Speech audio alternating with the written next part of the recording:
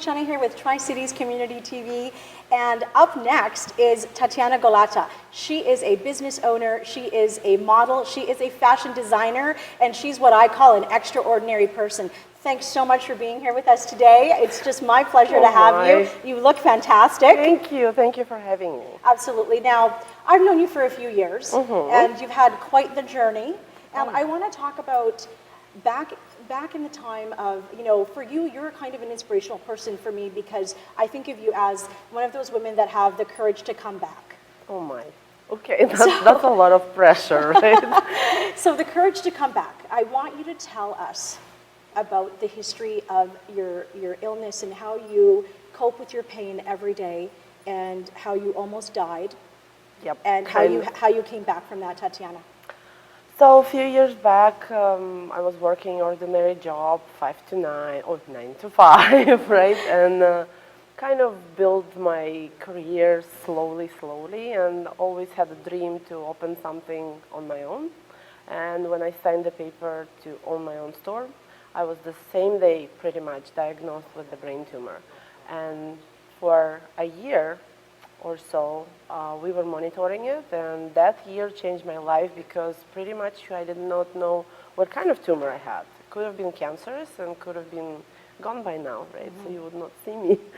So that year changed my life forever, and I thought to myself that if I would go through the surgery that needed to be done to remove the tumor because it's pushing my brain, and I thought to myself, if I will wake up after surgery, I will change my life. So I kept my promise to myself, even though I wake up to the partially blindness and I don't have a peripheral top vision. I still kind of coped with that, and I thought, okay, you made yourself a promise. You have to love yourself, get up and do things. And besides the brain tumor that happened to me, I was also diagnosed with arthritis and fibromyalgia. So I live with the pain every day. But I guess I'm faking it pretty good. Yeah, I never see that you're in pain because you're always smiling. Yeah, I have to. So you opened up your own business in Port Moody, in the fashion and clothing sort of industry, and you took some time off and to take care of yourself because we all need to do that at some points in our life.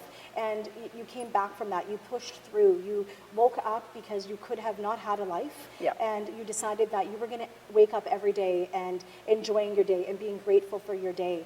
And so what did you end up doing after that? You didn't decide to maybe stay home and putter around. You decided to open another business. Isn't that correct? That's right. Why not? Almost across the street from your last business. Exactly. Yes, That's what happened. And it was close to my heart too because it's still in Port Moody, it's still in Tri-City, and I live in Coquitlam. So I'm very pretty much Tri-City resident, and I love the community, I love the proximity to everything in the city and all of my friends who live there, and parks and recs, everything. My son went to school here and so on, right? But the business itself is just I've become like known in the community because I had a business before. So I was talking to one of the previous owners of my store, and she decided to sell the store. So my husband kind of pushed me to say, yes, you should take care of it. You should take care of your life and start something fresh, and let's buy the business. Right. So a year ago, we bought the Around My House consignment, and it's amazing. I love it. It is. You have people that come there from all over the Lower Mainland. They're not only from the Tri-Cities. So it's great to hear that business is thriving. But again, my big sort of wow moment, because I think you do a lot of things in the community and outside of the community. I know I do a lot of things, but you're like doing things like 12 people would be doing, Tetyana, seriously. It seems like true, it. Right? And so some of the great things that have sort of come to fruition for you have been, you walked the runway this year. Yes. What did that feel like? Oh, it's amazing because you never seen on Vancouver Fashion Week, and I've been attending the Fashion Week for a couple of seasons, and you never seen full-figure women. It's always about, models, and not really my age, and I'm 44, so it's not really model age. Right. And I was invited to walk the runway, and that felt unbelievable because it's not just for me. It's presenting those women who would look at themselves and say, oh, I'm too old, or I'm too big, or I'm not pretty enough. Yes, you are, and you can walk. Like, believe me, if I did it, anybody can do that. It's just believe in yourself, pretty much. That's what it was. So you did that, you had that sort of pressure, because I know we all get Yeah. nervous and butterflies in our stomach and everything else. And then in addition to that, I recently was at one of your shows at Eco Fashion Week this year. Exactly. That was fantastic, phenomenal.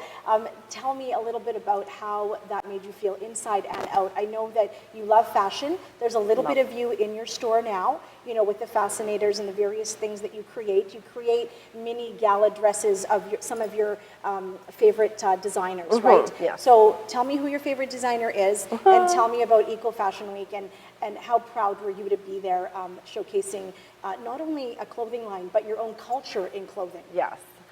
This came to me kind of almost inspired by my own store, because it's all about recycle, reuse, repurpose. Yes. And I was looking at the linens that people would bring to resell, and I was just like, oh my goodness, those are amazing artwork with the hand cross-stitched. And it brought me back to my childhood when I was doing this with my grandma and watching her creating pieces, and I would call them couture. And they were done in the village, but they were village couture. So everything was handmade, hand-stitched, and hand-done. Yes. And there was a couple of blouses that I presented at the Eco Fashion Week when I was doing with my grandma at age of 8. So I brought my brain back to that stage, and I kind of got inspired from my own culture to create a little line and represent my own traditions. And I invited girls who were part of Russian-Ukrainian, and they were my models. Yes. So that was unbelievable to see that as well, because they embrace it from within. So the whole runway was unbelievable experience, because it's all about recycling. We should look into it more deeply with the world right now, really. Recycle, reuse, repurpose. Yes. You know, all of those things hold true. I completely agree with you. One thing I wanted just to back up, this year also, you spoke in front of like 500 people about your story and your journey. Can you just tell us a moment about She Talks? I'm on the core committee for the She Talks Global, and we are doing inspirational speaking for women to not feel alone, to share their story and be involved within each other's life and support each other, which is unbelievable, right? When you don't feel that you're just alone. And I go back to the word happiness, because happiness is not singular, it's plural. Right. So you have to embrace all of the women, all of the friends that you have, or even people you don't know. I was speaking and I shared my story, and that moment actually started the whole change process for me as well, because the response that I received, people crying, people laughing, just made my story sharing is even more important. So if I can share the story and change somebody's perspective on life and make their life better, hey, I'm here for that reason then. And I think a lot of times, you know, we don't think we can share our story, or we don't want to hear anything to do with us. Oh, and I think it's really important to, to go out there and, you know, whether it's a positive message that you're putting out there. I know you and I have talked sometimes, and I have one sort of way or opinion, and you're like, who cares? Move on, let's do this. You know, and I think that that's really fantastic. Yeah. So that leads us to Happy Lifestyle. You created a website some time ago, and what is your mantra?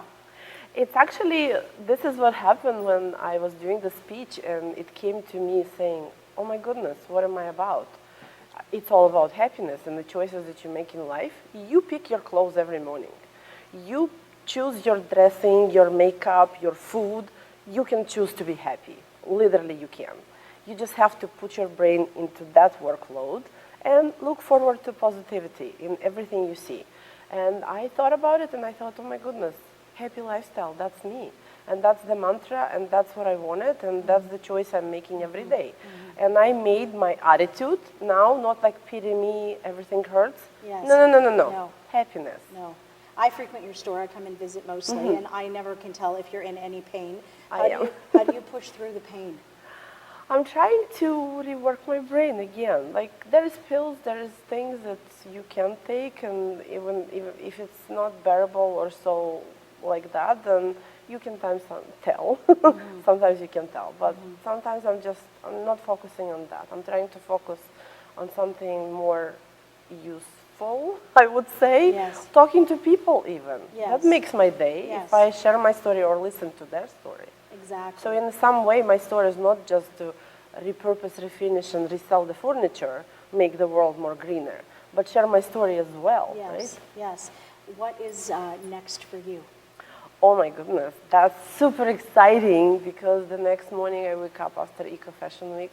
I got an invitation to present my collection, Ukrainian, non-Ukrainian, whatever I will design, in Eco Fashion Week in Australia. Wow. So that's spectacular, and I'm fully forcefully hoping to go.